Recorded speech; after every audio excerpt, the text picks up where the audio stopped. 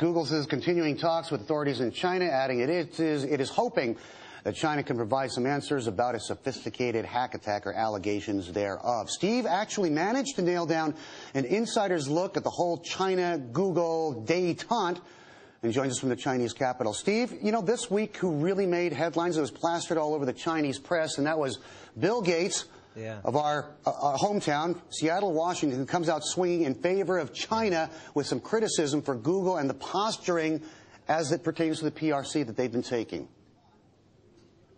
Yeah, that's right. The Chinese media machine has really cranked it into overdrive. Lots of editorials, of course, blasting Hillary Clinton, the U.S. Secretary of State's comments in her internet speech last week, saying that this should not be made into a bilateral trade issue.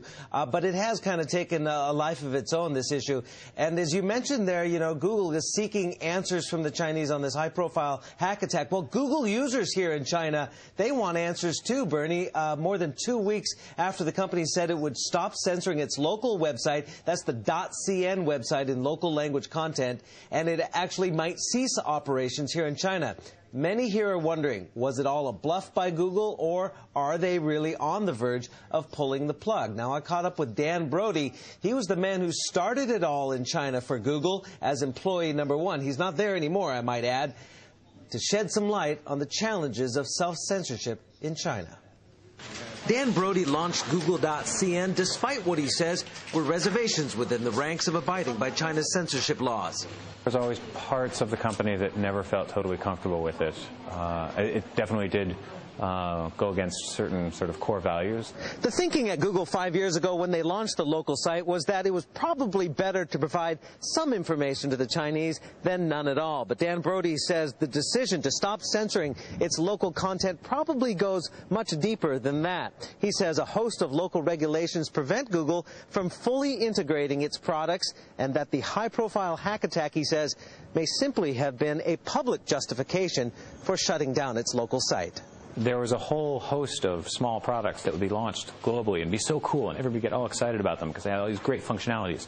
And then we would try to port them to the China site, and they would have to be eviscerated. At a certain point, this was sort of like, that's it. We've had enough. We made a good faith effort. It's not working out. We're going to stop doing this. Brody now runs a Chinese social networking site and browser. But unlike Facebook, which is blocked in China, 360chuan.com must self-censor.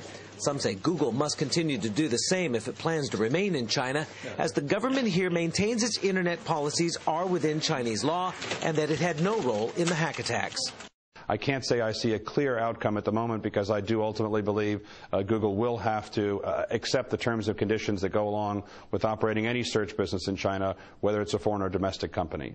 It's a continual sort of very vague and slightly Orwellian sense of information management where they don't tell you exactly what you need to watch out for. You just have to watch out yourself. And Chinese web users are definitely watching out for just how much longer Google plans to watch itself. And Bernie Brody says he doesn't buy the theory or argument that Google is threatening to pull out of China because of business failures here.